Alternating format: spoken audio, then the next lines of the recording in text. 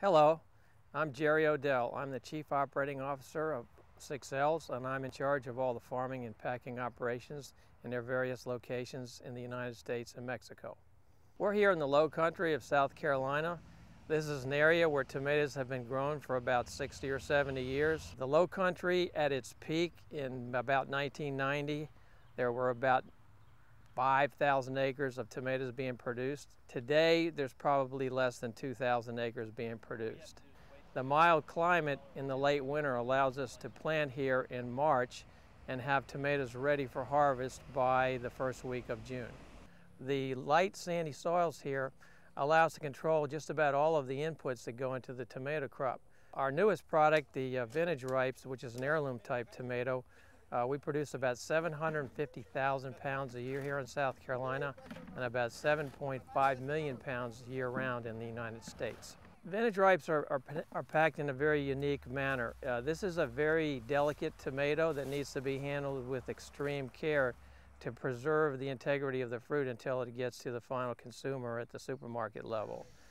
The tomatoes are hand-picked one by one. They are graded in the field and placed into recyclable plastic containers. Those containers are then transferred to a packing facility where the tomatoes are once again graded and placed in a booty and then packed in a padded single layer flat. We are able to trace any of our tomatoes from the final package back to the seed lot that we planted in the greenhouse.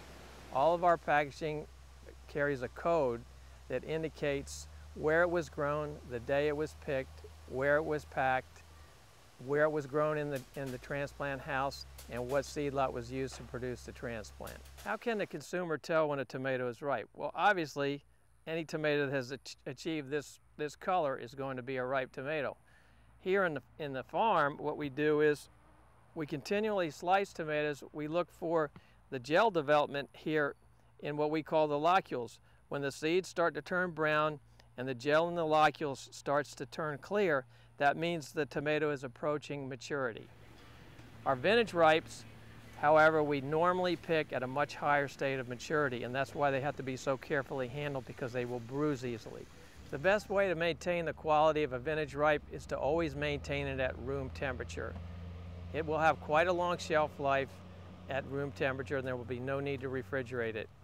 I eat vintage ripes almost every day. I eat them many different ways, but perhaps my favorite way is a big thick slice on a BLT.